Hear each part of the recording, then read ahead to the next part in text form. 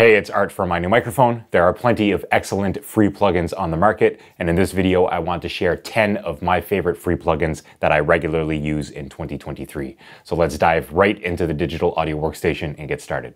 All right, here we are inside of Logic Pro to talk about my top 10 favorite free third-party plugins. Of course, we are in Logic Pro here, and so these are all audio unit format, but I believe they all come in VST as well as AAX if you happen to use another digital audio workstation. And so what I want to do for the format of this video is show you one plugin at a time, starting with how it sounds on a vintage electric piano. This is just the stock one from Logic Pro X, and I have this set in mono, so this is what it sounds like.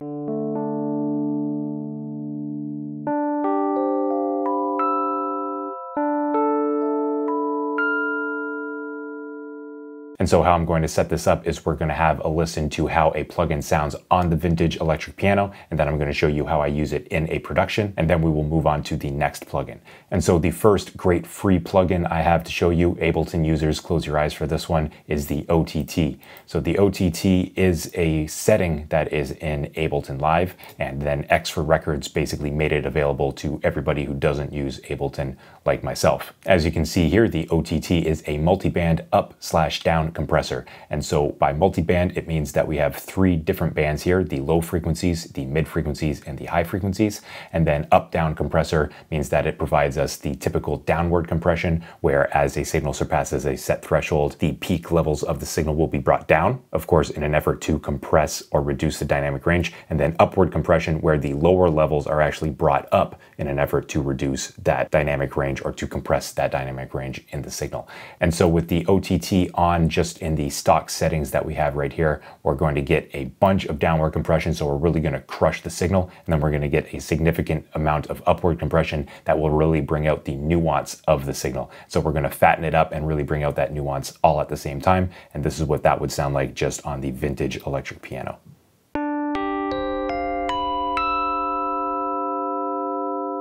You hear the bell quality at the beginning, and then you hear the tail end really be brought up because of that upward compression. And of course, the dynamics are very crushed with the downward compression here. So once again, without the OTT, and with. So it can be used to really fatten things up and to change the tone of an instrument. You heard that in the vintage electric piano, and really bring out the nuance of the instrument.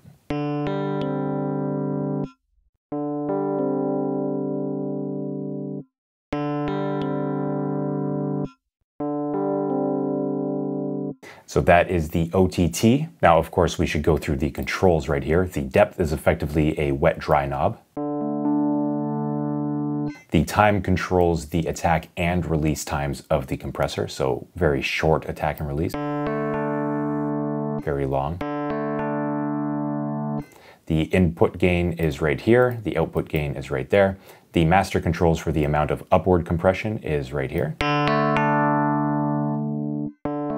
So we don't get any of that extra nuance from the upward compression when it's down here, and then we get a tremendous amount right here,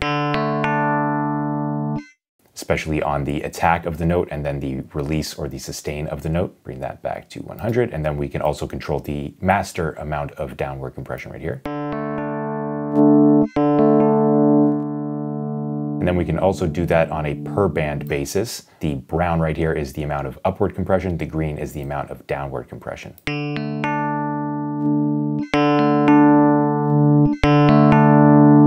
So we can bring these down and basically work with mostly downward compression. You can see that we're actually making the signal quite a bit quieter, or we can bring these up and really work toward upward compression. I'm clipping there on the channel. We can also control the amount of high frequencies with this knob right here, as well as the mid-range and the low right there. And so that is OTT from Extra Records in a nutshell. Let's hop into a session and have a look at how I would actually use this in a mix. All right, so here is a song I'm working on called Orbital. It has not been released yet. And I have a section here where there are some synths, some wobbles going on, and they were just a little bit lacking in the mix. And so I propped them up using some OTT, that upward and downward compression, to really bring them out, make them thicker and more present in the mix. And so what I think I'll do here is I will take these OTTs, which you can see are on the glockenspiel right here, just to get a little bit more attack and a little bit more juice out of the glockenspiel, but particularly out of the bass right here and the synths. So I have synth 5, synth 4, synth 1, and synth 2, all being processed by different OTTs. And so if I bring these down to make things easy for myself, I can actually A/B with all of the OTTs off and then listen to them when they are on. And so off, they sound like this.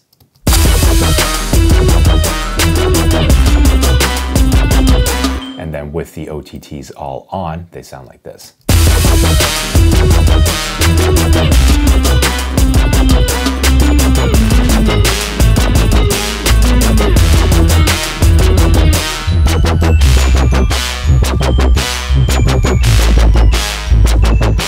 And off.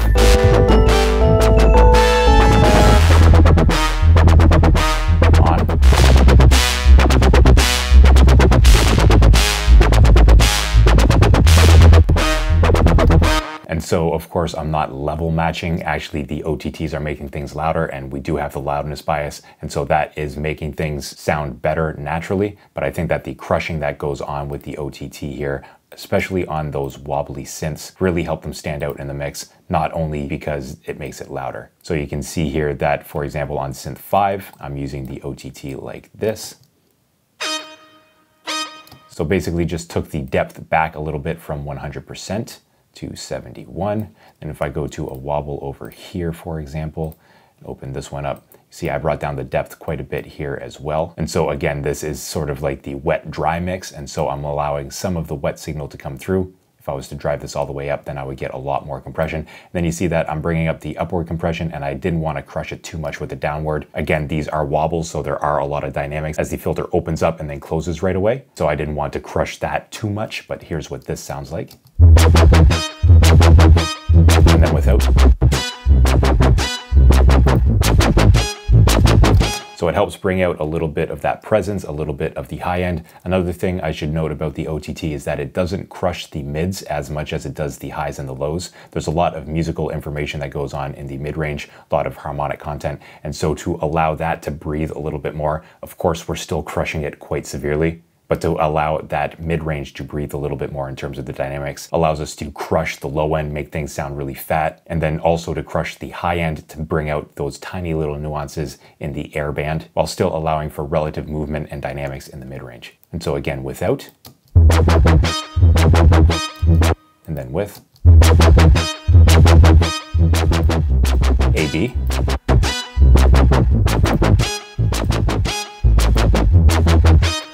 just helps to thicken it up, and especially when I put that across a bunch of different synths within the mix, it really helps things to stand out. Let's bring this back up to -2.7 here, and then once again, listen to this on and off. So with all of the OTTs on,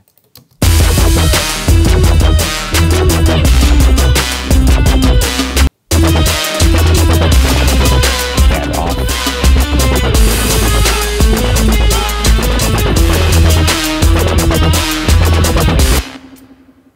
And there we go. Next up, we have the Kilohertz Haas. This is a very simple plugin that allows us to get the Haas effect. I do have a video going into detail about what the Haas or precedence effect is, but basically it shifts the delay of one channel versus the other in order to give a sense of directionality and a sense of width within the mix. The Haas effect states that, of course, we will hear the direction of a sound as being toward the direction of the ear that the sound reaches first, and so long as the delay time between our ears is less than about 40 milliseconds, we will hear that as a single sound source, and above about 40 milliseconds, we will hear it as a distinct echo or two different sound sources. And so we can take advantage of the Haas effect when we are mixing to get wider mixes by simply delaying one of the channels versus the other. And so the Haas effect is super simple. We have a delay time right here, and then we can choose that delay to affect the left channel or the right channel. So without the Haas delay, the E piano would sound like this. And then with the Haas effect, we should expect this mono E piano to sound rather stereo, rather wide. And I will modulate this delay time as I hold down a chord. So here it is on.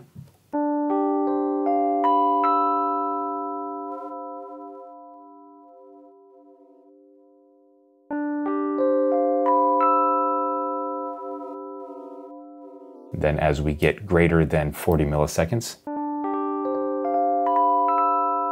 we can hear each of those notes as being distinct, as if there's an echo between the left and right. And bringing this back down below, we hear it more so as a single sound, but with a lot more width. And off, mono, stereo, mono, stereo.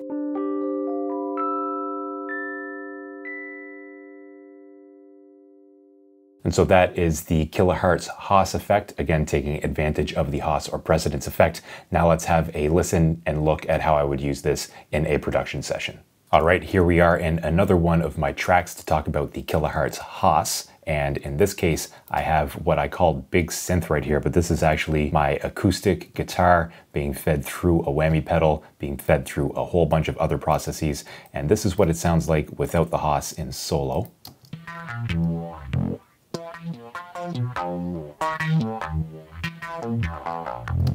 And then with the Haas effect, it sounds like this.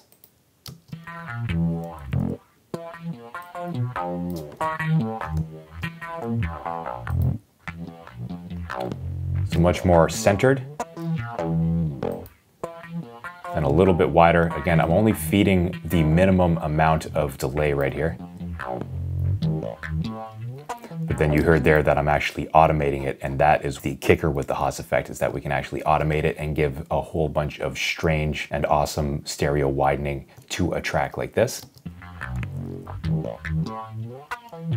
So you hear it sort of move around in the width of the track there. And actually, because I have to have a little bit of delay right here with the Haas on, I'm actually applying a little bit of panning just to try to keep it centered in the stereo image. Now this is a bit strange because the Haas effect doesn't actually turn down the left or the right channel, it just delays one of them. And so it's just our perception that thinks that the signal is more so on the left than it is to the right, even though it's not really more to the left or to the right, just that it's delayed a little bit. And so this panning right here is actually more so for perception rather than keeping things truly in mono in the mix. And then when I'm going to plus 29, that's again to try to keep things a little bit more centered within the mix.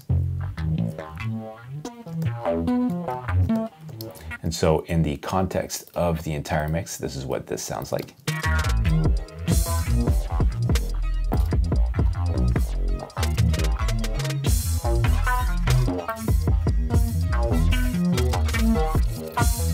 We've got some more over here.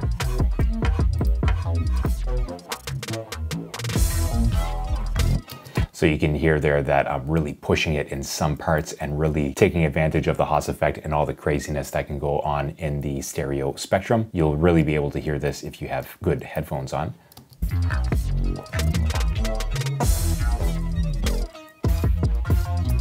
That is how I'm using the Haas on that special synth or guitar right there. And I'm also using it elsewhere within this mix, which I can show you. For example, over here, I have this bus, which has the weird guitars right there. So if I was to solo this,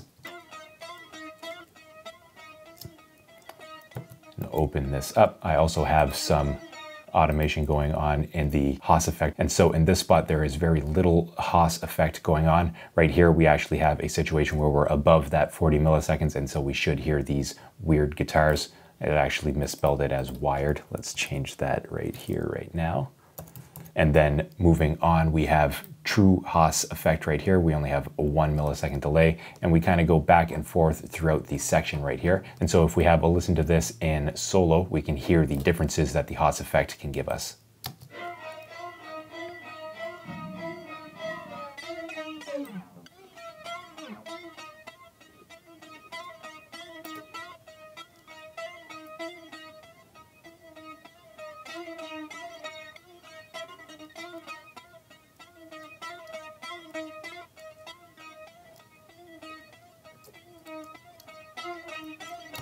And I don't always use it like this. I could use it in a more static fashion. If we took another instrument in this, I could show you. Perhaps we should go to the sawtooth right here, and I solo that.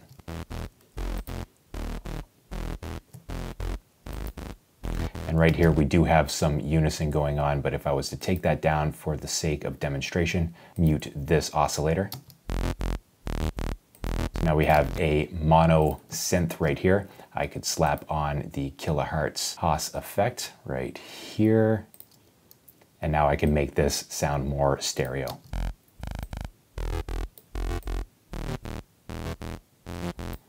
Especially if you're listening to it on headphones. It's almost a little uncanny because there's a lot of low-end information in this synth. I wouldn't use it on this, at least not in the very low end. So mono, stereo. So that is the Haas effect in a nutshell. Let's move on. Next up, we have another one from Kilohertz. This is their Transient Shaper, a super simple plugin that helps us to shape the transients, hence the name. And a transient, if you are unaware, is the initial peak, that initial attack of an audio signal. It's very pronounced on percussion instruments. For example, snares have that really sharp attack, that really sharp transient, but other instruments also have transients. And the initial burst of energy that accompanies the transient has a lot of harmonic content that gives a sound or an instrument its specific tone or timbre. So there's a lot of harmonic content. There's a peak in the actual audio signal level. And with a transient shaper, we can either accentuate that peak or we can draw it back a little bit. And so this transient shaper plugin allows us to increase the attack, bring down the attack. We can also affect the amount of pump, so the amount of attenuation directly after the transient. It will emphasize the transient or help to emphasize the transient by giving that dip right after it. And then we also have sustain right here, which is the amount of amplification or attenuation of the sustained sound. So we can bring that up or we can bring it down. So if I was to, for example, crank the attack up, bring down the pump and bring down the sustain, we should really be able to hear the transients of the E-piano come through. I will start with the dry piano. And now with the transient shaper.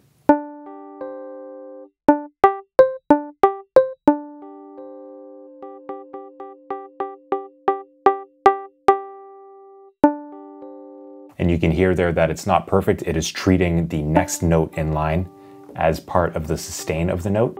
You can even see it right there. But if I play them as individual notes,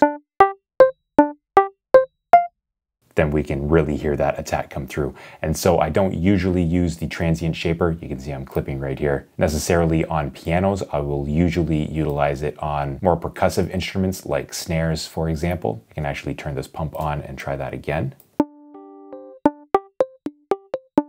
So we're really shaping the sound of that, but we can also use this more subtly in the mix and maybe even increase the sustain a little bit.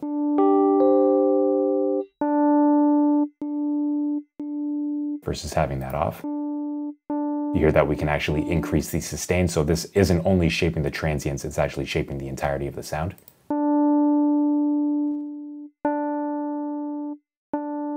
It's just an overall super easy and super effective tool to get in and just adjust these little things inside our sounds. I will often increase the transients of certain signals if I want them to stand out a little bit more in the mix, and then subdue them if I want them to sit a little bit back. We naturally hear greater transients at sounds that are closer to us because we have more of those harmonics and the proximity. And so we can actually bring elements of the mix forward by increasing the attack, by increasing that transient energy, and push them back a little bit by decreasing the attack right there. Beyond that, we have this speed knob right here, which we can increase the speed of which this transient shaper acts or decrease it to give smoother results.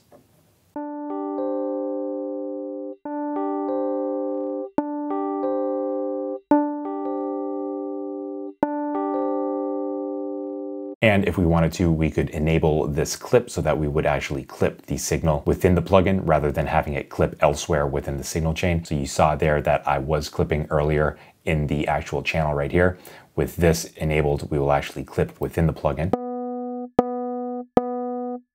so that we will maintain better headroom right here rather than clipping within our mixer. And so clipping is an interesting part of audio. It basically shaves off the top of a waveform, and as we push the transients, as we make the transients greater, those peaks of the audio waveform will reach toward clipping. And when done subtly and properly, a bit of clipping can actually preserve the perceived loudness of a signal while giving us more headroom in the mix. And so we can drive a bit more energy into the transients, clip them, suffer a little bit of distortion if there's only a little bit of clipping, and then have a little bit of that headroom within the mix. I have a video going into detail on clipping. I will leave a link to that in the description box down below if you'd like more details on that. That's basically the kilohertz transient shaper in a nutshell right there. We do have some sidechain information, but I don't usually utilize that. And so now let's hop into a session where I use the kilohertz transient shaper in action.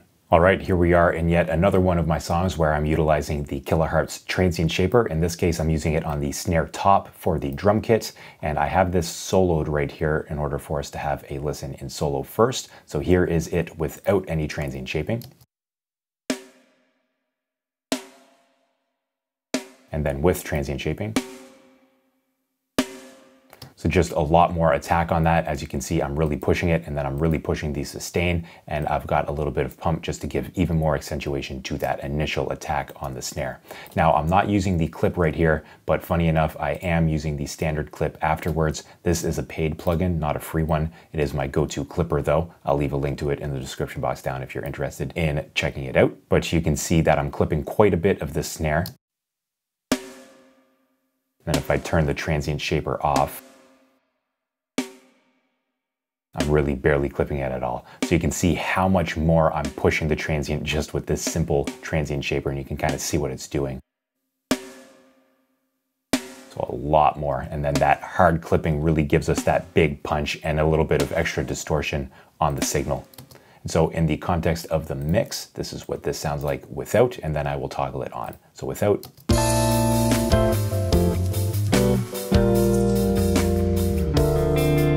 With.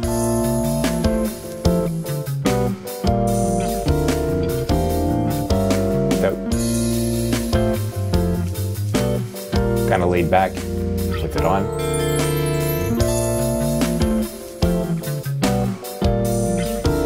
So while it seems like we're doing a whole lot by looking at these peaks right here and how much we are clipping them, we're actually not making it sound that much more transient within the context of the mix. It does help the snare to cut through the mix, but it's not like we are going overboard necessarily within the mix. Again, there are no real rules for mixing. I know I like to teach the general philosophies and my general workflow here, but when it comes to actually getting the creative results that you want, you can do stuff like this, no problem. While it may not be technically correct to do so, I felt it was a great way in the context of this mix to get a little bit more snap on that snare with the kilohertz transient shaper here.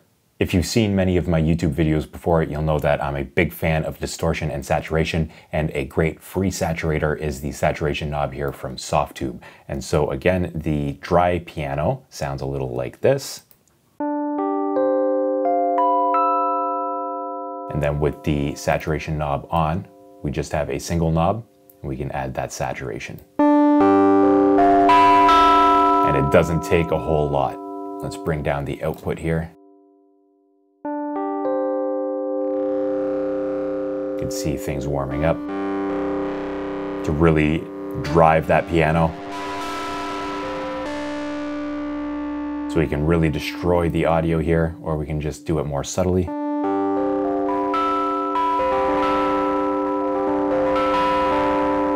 That's even too much for an E piano.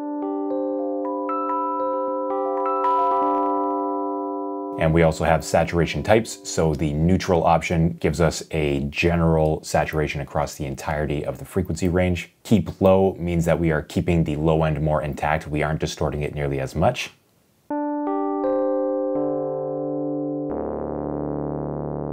And then keep high is the opposite of that. So we aren't saturating the high end as much as the low end.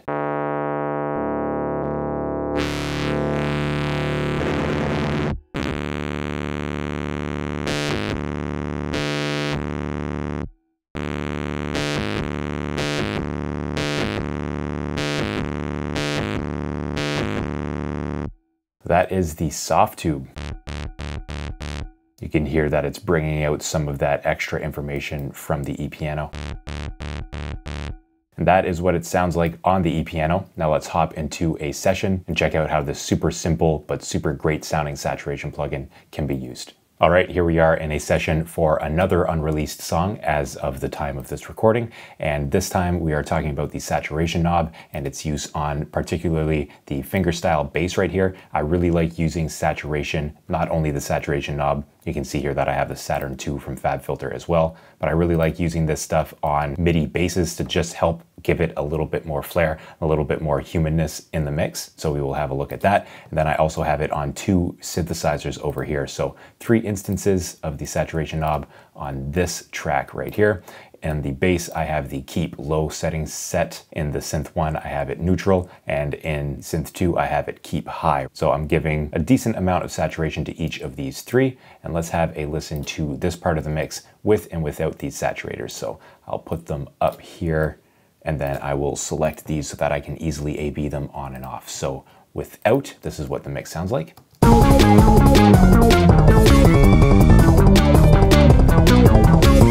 And with.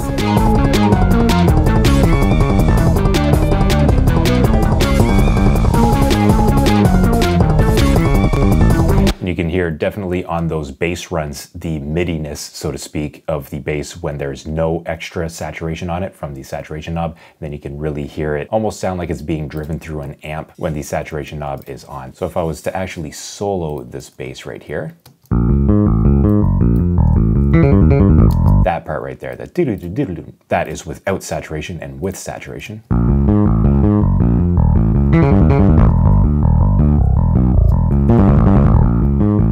It just muddies it up a little bit just to make it sound a little less robotic, a little less like it came from a MIDI sample instrument. Then in the context of the mix with the saturation. And then without.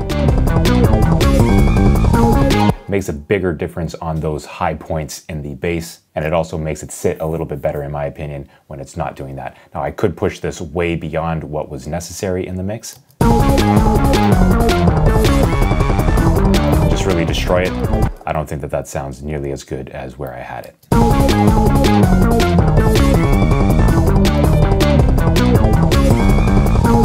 So you see it just really light up on those parts too, where it really gives a little bit of extra saturation there. Again, I'm keeping the lows pretty much intact with this dial set all the way to the bottom. And so that is the bass. And then if I come over here to the synths, I'm not doing too much in terms of saturation here. If we were to solo these, here they are without saturation. And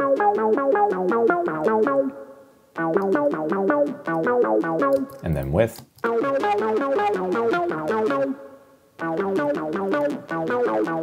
Then in the context of the mix. And without. And with. This helps them stand out a little bit more.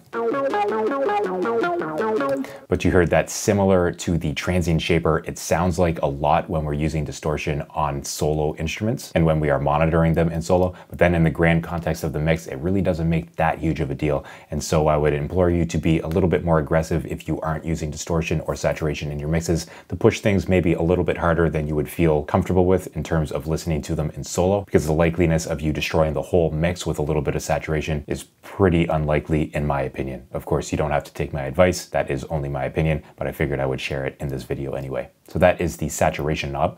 Next up, we have another distortion plugin. Technically, it's a bit crusher plugin, but we can get a lot more out of it. This is the Crush by Tritic. This is a great free plugin. There's a whole bunch of stuff we can do. As you can see, we have our drive, crush, and downsampling right here. We have a filter, which we can choose between a low pass or a high pass. We have the resonance of that as well. A wet dry mix right here for parallel processing. And then we can add in some modulations to the drive, to the crush, to the downsampling, frequency, and the res up here. And we can set that LFO as free or synced to the session. And we can choose between these LFOs right here, a random one, square wave, sine wave, and triangle wave. And so there's a lot of stuff going on in this plugin. So rather than dialing stuff in, I figured I could just go through the many different presets that we have right here. We have crushing, FX, and modulations right here. So let's just run through a few and have a listen to what this sounds like on the E-piano. To refresh your memory, here's what the E-piano sounds like by itself. And now with some presets from Crush, let's bring down that wet.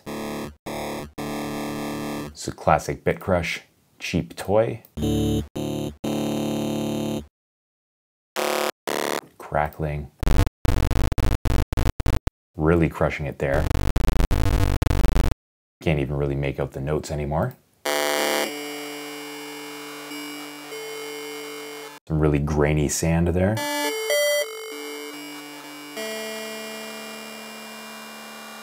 And this is very much a distortion plugin, and so I'll bring down the wet, and regardless of what the velocity I'm sending into it, I will get pretty much the same distortion. Of course, I have to send enough signal in it so that it doesn't break up. Here's a very faint note.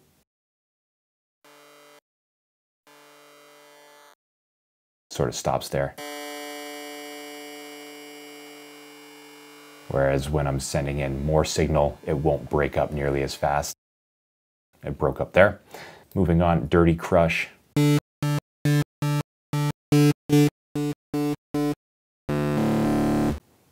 Grinding. You hear the modulation on that one. Punch, squeal.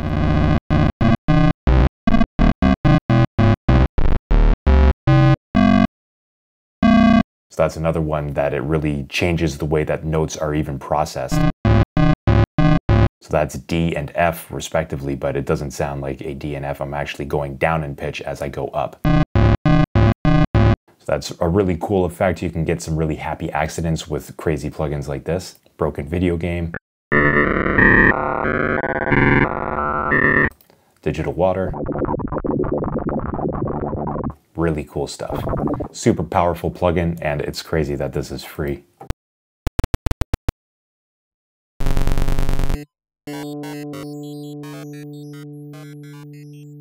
Really cool modulation. Lost bits. Many times I'm hitting a note and nothing's actually coming out. Walkie-talkie.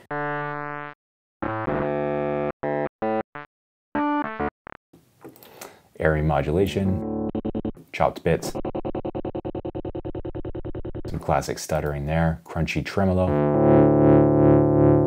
Again, turn up the rate. And again, sync it to the project if we want.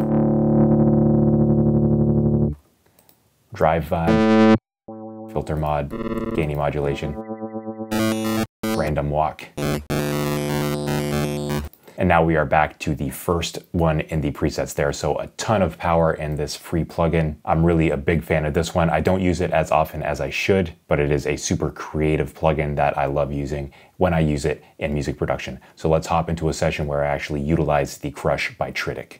All right, here's another unreleased song for you. This one is called Stairwell, off of an upcoming record, I promise. And here we are going to have a look at two instances of Crush from Tritic. One of them is on the guitar right here, and then another one is on the choir. And so let's listen to them in solo. We'll start with the guitar. Without Crush, it sounds like this. And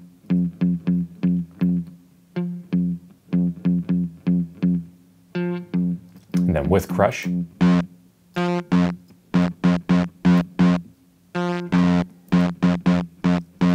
just gives a bit more poignancy and definitely some nice distortion to that. I'm just adding some crush, no downsampling, and no drive. And then the choir over here, I'm actually adding a little bit more noise. There is some downsampling and some crushing happening here. And this is actually playing through on MIDI. I'm still working on the production of this one. And so without crush, and then with it,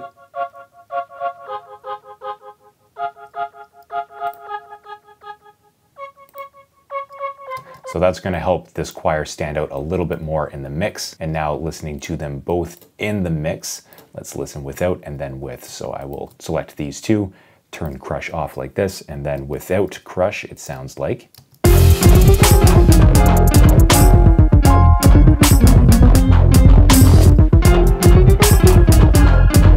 And then with.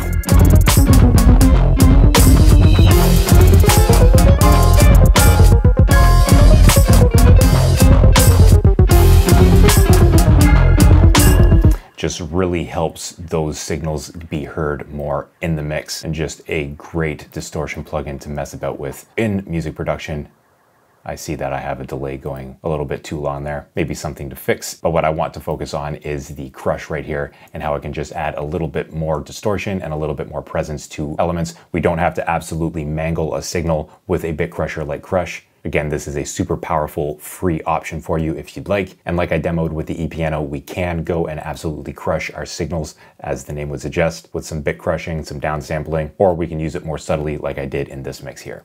Next up, we have yet another distortion or saturation plugin. This is the IVGI 2 from Klanghelm, another great option that is free. Here we have basic parameters, the trim or the input, the crosstalk if we have stereo information. In this case, I'm running a mono or pseudo mono vintage electric piano into it. And we have our drive controls, our output.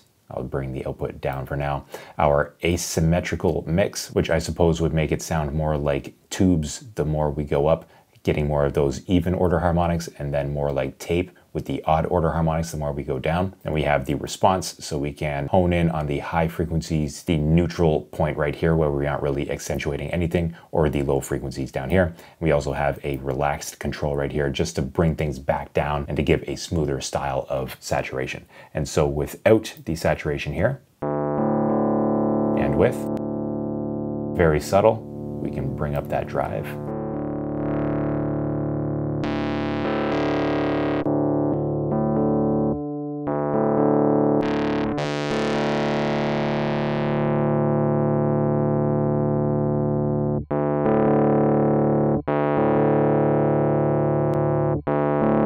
A little sharper without this relaxed option on.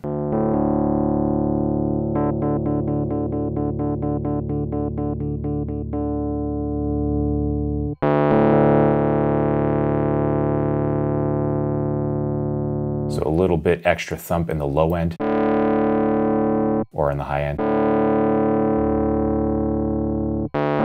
And again, this one is very subtle. I love using this on vocals and drums. And speaking of which, let's hop into a session where I'm actually utilizing this just to give a little bit more character and a little bit more flavor to drums and vocals. All right, here we are inside a mix session, and you can see that I have 4 instances of the IVGI 2 from Klanghelm, one on the lead bass, one on the drum subgroup, one on the vocal lead, and then one on the background vocal subgroup. And so let us A/B test between having these on and off. I'll bring them up for the time being so that we can access that mixer. And this one has one, the lead vocal, the drums, and the background vocals. So without it, it sounds like this. And I would sweat all day, drink that river dry, babe. And I'll actually go to a part where there is interaction between the drums, lead bass, lead vocal, and background vocal. Now discipline. And now with it. Now discipline. Without. Now discipline. And so once again, without. With. Now discipline. Without. Now discipline.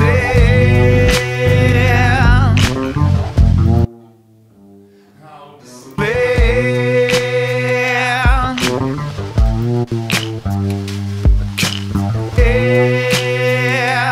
With.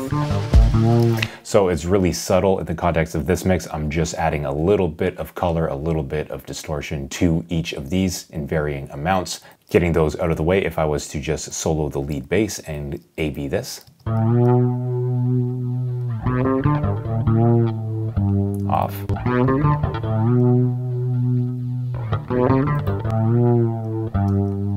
So barely touching it there, just adding a little bit of saturation, and I'm almost actually compressing it a little bit with this IVGI 2 right here. The lead vocal, if we were to just solo that one and go over to a spot where the lead vocal is more prominent. Sweat all day, drink that river dry, babe. Without. Because I know monsoon's coming like the tide in. I would do it seasonally. If I wanted more drive. If you wanted me to know. We could really drive it if we wanted to. I just wanted a little subtle bit of saturation on the vocal here, and so I only touched it a little bit. But I wanted to show you what it could sound like if we were really driving it here. If I was to solo the drums without.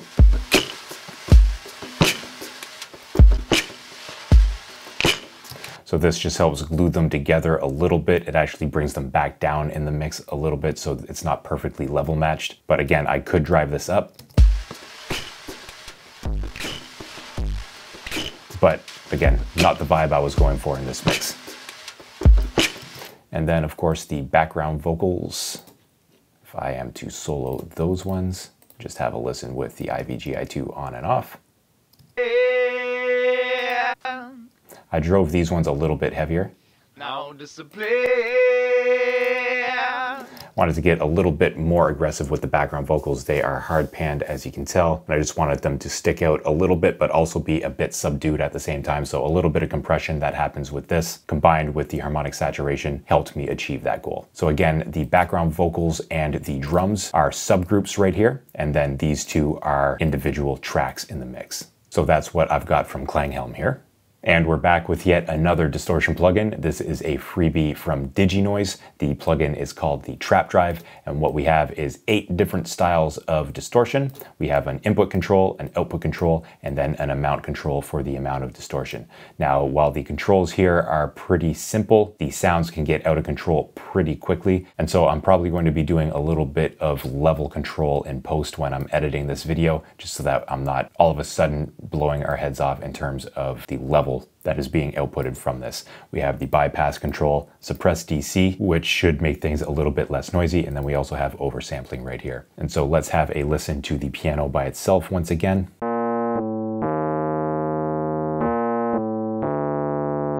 And now let's just cycle through these different types of distortion with the Trap Drive and hear what we can get.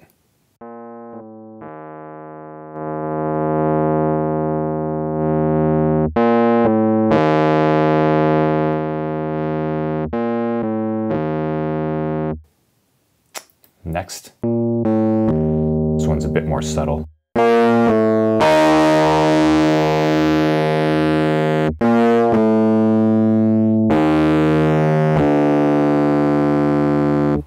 Next. That one you can hear a lot more of the actual E-piano in it.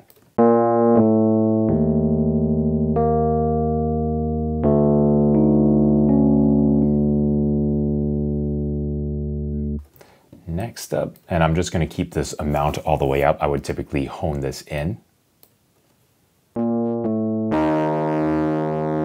This one acts more like an overdrive where there's not a whole lot at low velocity. And then it really drives up as I send more signal into it.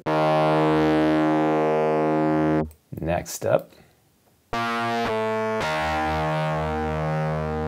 It's a lot of distortion there.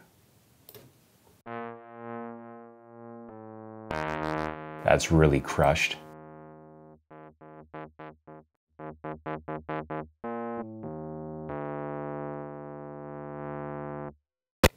This one is rather intense. I'll bring down the output. The ton of feedback.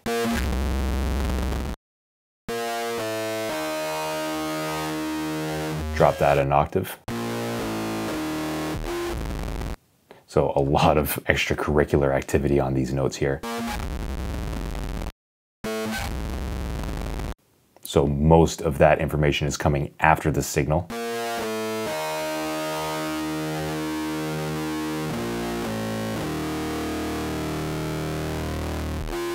So really crushing the signal there. What if I brought down the amount a little bit?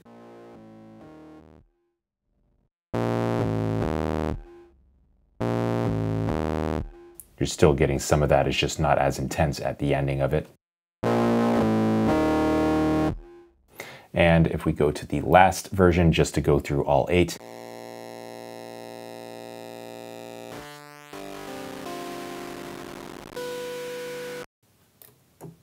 We're really crushing it to the point where there's not even any output. And if if we bring down the amount,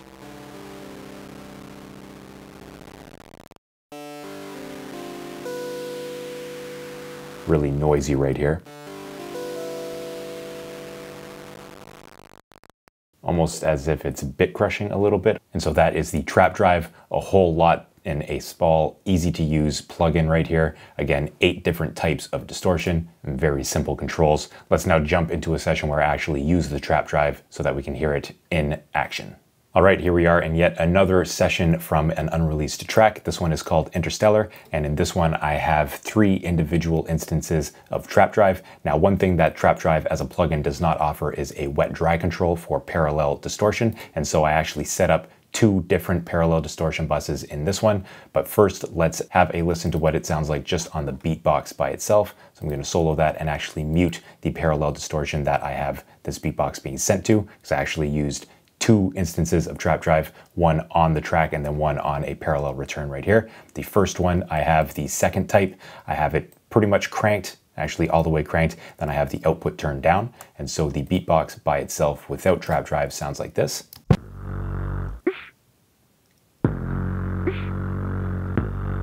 And then with it.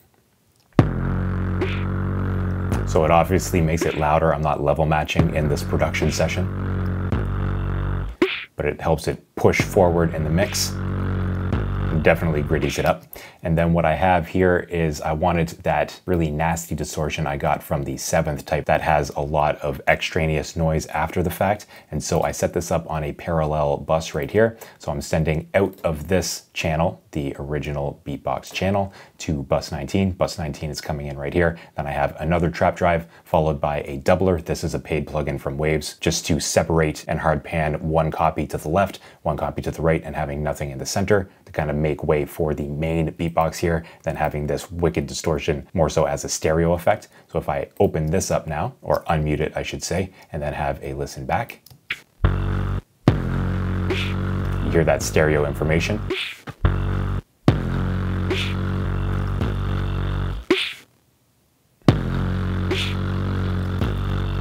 And so in the context of the mix, I can turn both of these on and off.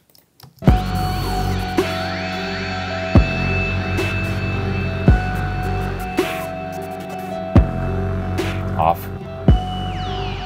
Just really subdued in the mix. This helps bring it forward. Just adds a little bit more stereo information. Now, I'm not done with this mix. I may very well add more to it just to make things a bit more punchy, but this is where I'm at right now, adding in the trap drive. And the other way I have trap drive in this is another parallel distortion bus, this time on this synthesizer. So if I was to solo that and mute the return right here, you can see this synth is being bused to bus 20. Bus 20 is the input with this trap drive right here. I have it on the 5th type with seemingly no distortion right there, but I can guarantee you that there is distortion on it. And that sounds without the trap drive like this.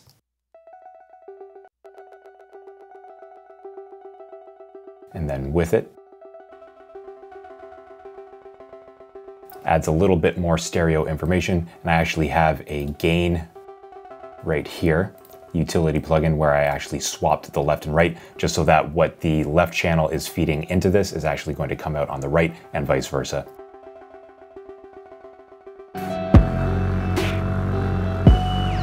Barely perceptible in the mix.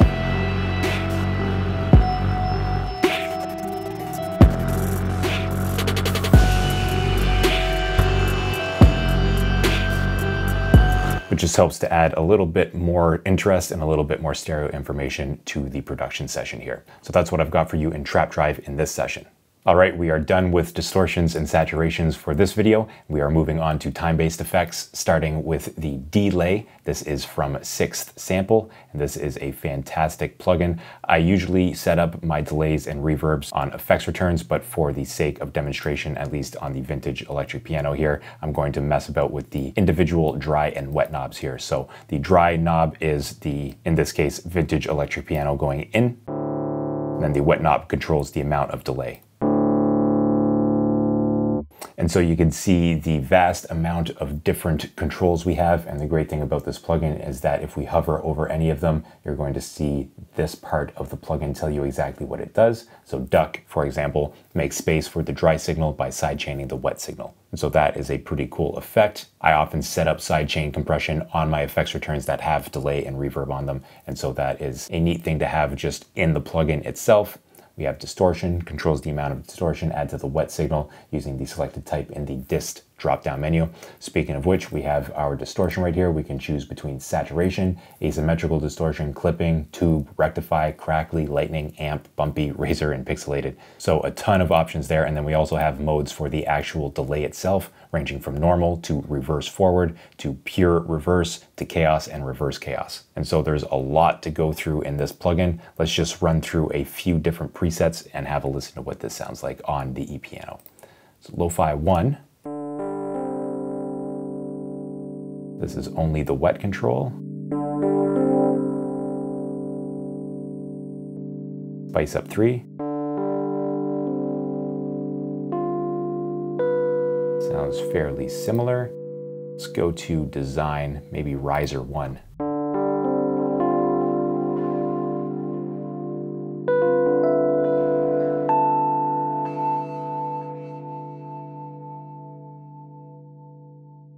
Maybe go to brainwashed.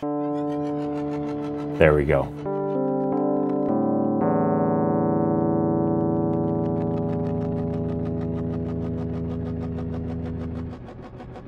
Cool stuff coming through there. Replay. Almost sounds like a different instrument coming in as the delay. That rectify distortion, I think, really drives that.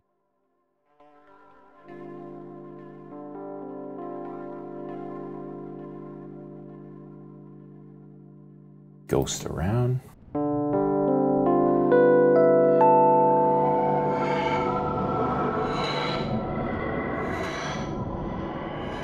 That's just the wet doing its thing. There's a significant amount of feedback.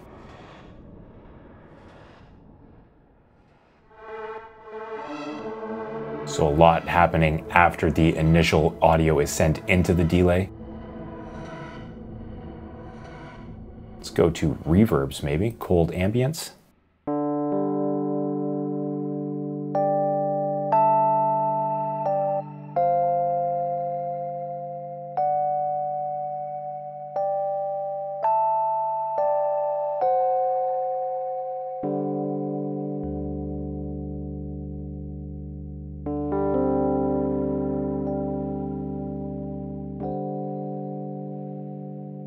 Very cool. And I love this delay plugin because it does give us really nice verbs along with a bunch of great delays. And of course we can dial in settings to our own liking right here. I'm just trying to show you the most information in as short a period of time. So I'm going to go through a few different presets here. Normal delay for plucks. Again, also increase the feedback, for example. Let's bring down the note lengths right here.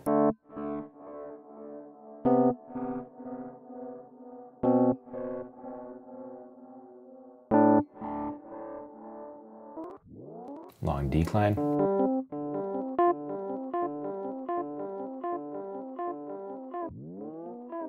And of course we can get that classic delay, warble, or modulation effect by altering the delay times here.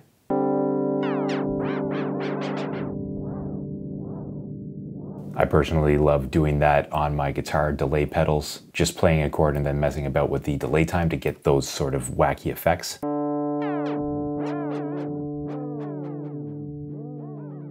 And if we can get a lot of feedback, we can get into self-oscillation.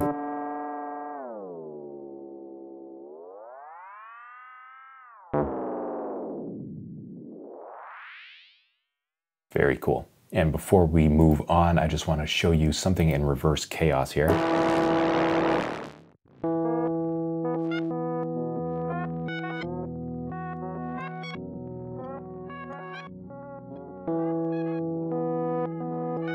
It's a lot of stuff that goes on, and you can get a lot of happy accidents with this plugin right here. It's a great one for delay, for reverb, and just for overall sound design and having fun with your music production. So now let's move on to a session where I'm actually utilizing the delay here from Sixth Sample. All right, here we are in another one of my songs. This one is called Daintree, and I have the delay set on this introductory guitar that I have double tracked. One is hard pan to the left, one is hard pan to the right. This is being sent to the intro guitar delay bus right here, or the effects return, I should say. And then it is being affected by delay, and then it's being sent through this EQ right here. I'm cutting out a little bit of mud just to make more room for the dry guitars, and then I'm adding in a little bit right here. I wanted to give the guitar slides, the acoustic guitar slides, a little bit of extra delay to kind of emulate the sound of insects, if that makes sense. The Daintree, of course, is the tropical region in Australia, a great place to visit. I spent a little bit of time there, which prompted me to write this song. And so I have the reverse forward mode right here. Distortion is the saturation. I have it to a triplet quarter note, and here's what it sounds like without the delay, and then I will play it with the delay.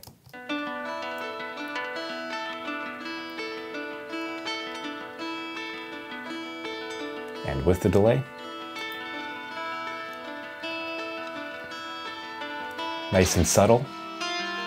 And then in the context of the mix,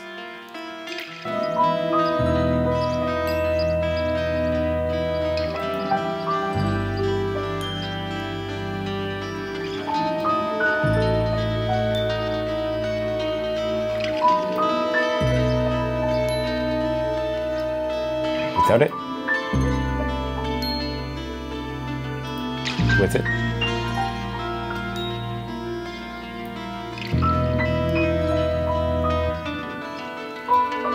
Just adds a little bit more to those acoustic guitars and just helps to fill out the overall space of the intro. You see that I have this all the way down in terms of dry, all the way up and wet, because I am using it as an effects return, as I typically do with my delays. But this is just a great use case I found for utilizing the delay from Sixth Sample, and so I wanted to show you that in this video.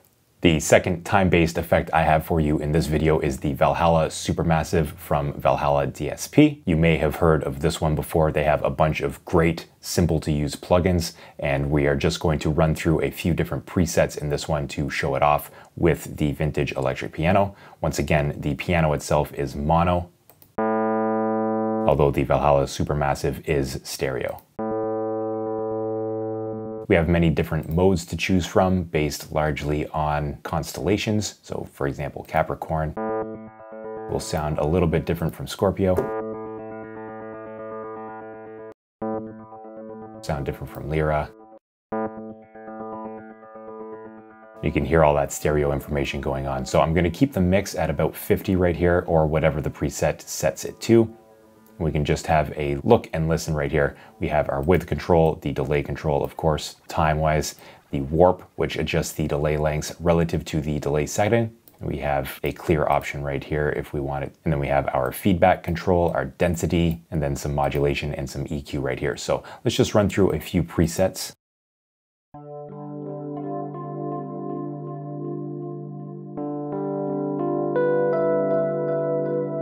Very nice. I remembered to turn the mix down there, so I wasn't only getting the delay and reverb here.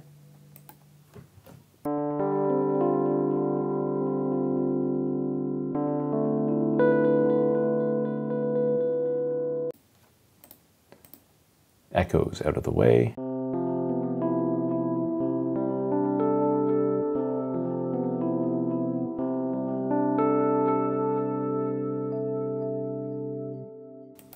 And you see that the presets are opting for different modes here.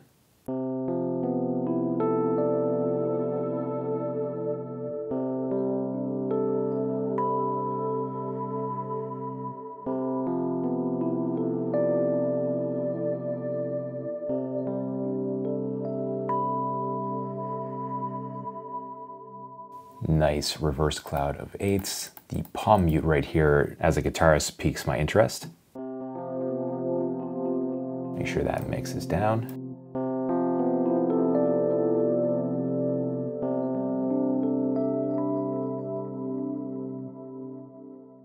And let's go through, maybe have a look at some of the sound effects right here. So maybe the void.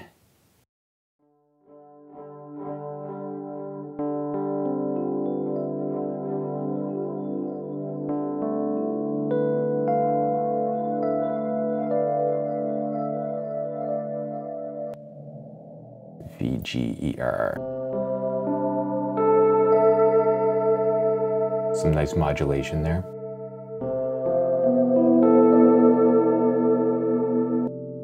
Forever verb.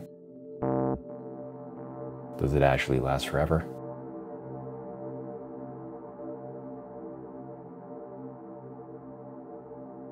Lasts a really long time.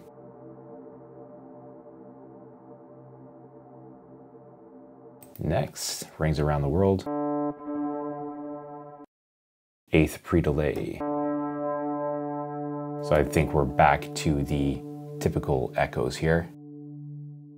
Or we're into spring 2022. Let's go look at maybe some flanging here. Multi-flange. So we can get a nice flanging effect with the modulation right here.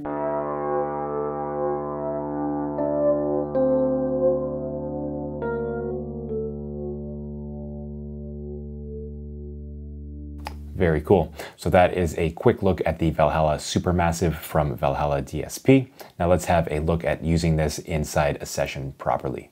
All right, here we are in yet another session for an unreleased song. This one is called Tide Series, and in this case I have the Valhalla Supermassive followed by this EQ to take out a little bit of mud and bring up a little bit in the 3K range on an effects return right here. And so this one is being fed by bus 32. We see that the Valhalla is going into the channel EQ, and this is being fed by a serum patch right here, bus 32.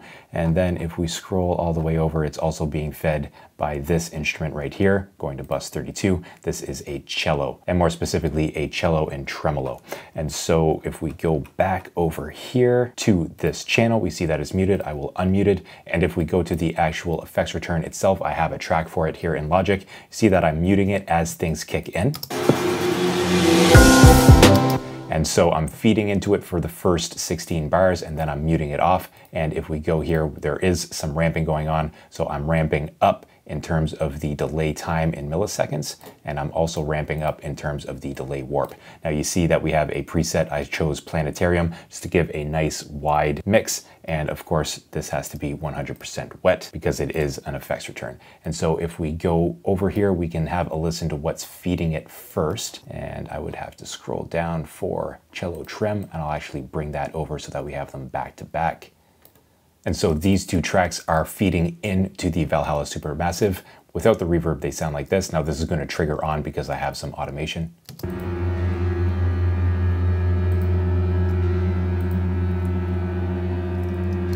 And now with the reverb,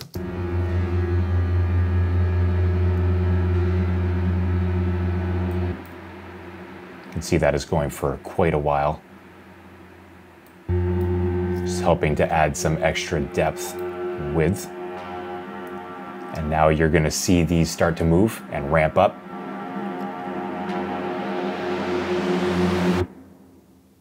And then we are into the majority of the song. And so if I was to just play that, we should still get that ramp up. There should be enough information being fed into the Valhalla Supermassive to give us that effect, starting at about bar 13.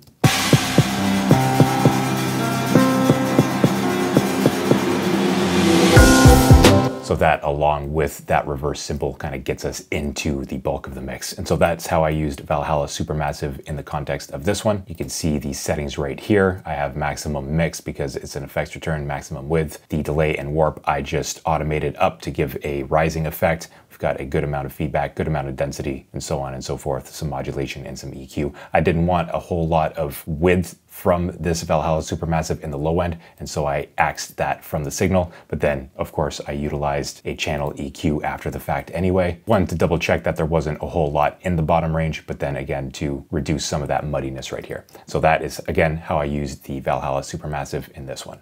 All right, and last but not least, we have the Ulian loudness meter. Now, admittedly, this is the pro version, but they do have a fantastic free version. I will leave a link to that in the description box down below. And it's only missing a few features right here. So I really like using the loudness meter here to meter my loudness. Of course, we have short-term LUFS, integrated LUFS, loudness range, real-time dynamics, average dynamics, and then right here we have the momentary max, short-term max, and true peak max.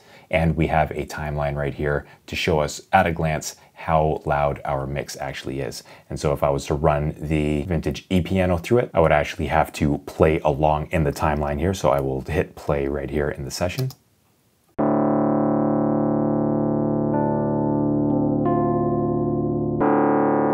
see that I'm getting a true peak max of negative 8.5 dBFS, integrated loudness of about negative 18 LUFS, and I'm hitting this piano really hard.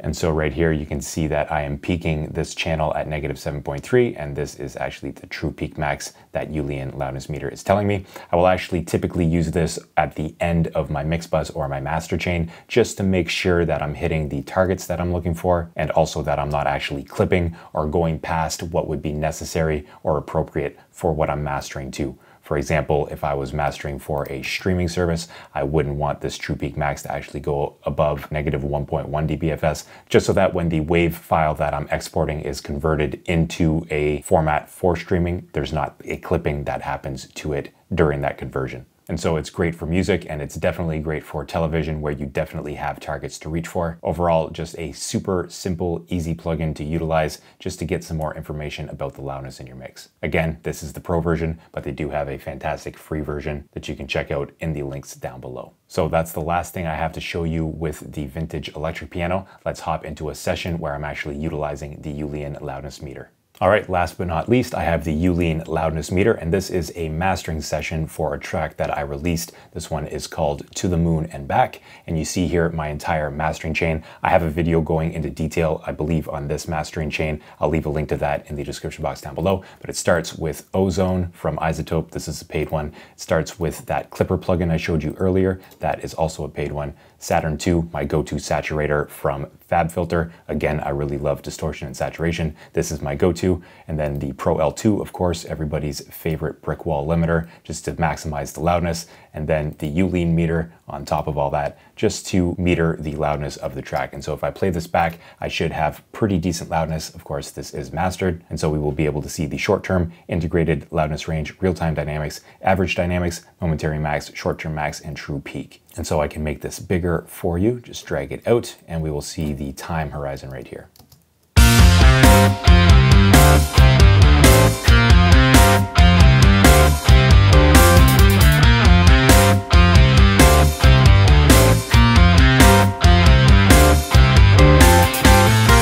And so you can see here that there was no true peak max above that 0 dBFS. That means that there was no intersample peaking coming out of the Pro L2. That is good. It does show up red here because it is very close to that 0 dBFS ceiling. And for example, if I was setting this out to streaming services, there may be some distortion that happens in the conversion of files. It would be fine if I was just to bounce this out as a WAV file, but if I was to bounce it out as an MP3, just the conversion process may deal a little bit of distortion to it if I'm this close to the 0 dBFS limit.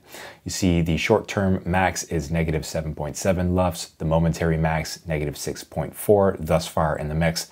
I'm not going to play through the entire song here. And then we have a short term of negative 8.5 and an integrated of negative 8.4. Typically, I aim for about negative 8. I don't want to really crush my masters, but then again, I don't really want them to be all that quiet. That's a topic for another video, but this is a pretty simple plugin, as I was saying, and this is how I would go about using it in a mastering session. And I would do things very much the same if this was a mix session and I was just trying to maximize the loudness for export and referencing outside the studio. So again, the Ulian loudness meter, this is the pro version, but the free version is very similar. I would highly recommend you checking it out.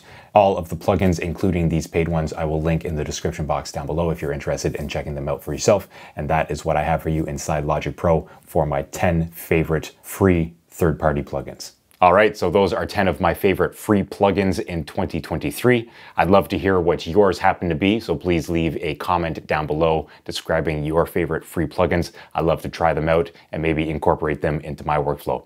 If you'd like to learn more about mixing, I do have a free mixing guidebook. It will be the first link in the description box down below. You can click that link, sign up to my newsletter, and I'll send it to you right away. And if you'd like to hang out with me more here and learn more about mixing and music production on YouTube, I would encourage you to check out one of these two videos in the top left or right corner. Subscribe if you like the way I teach and the way I put together my videos. I'll see you in the next video. Cheers.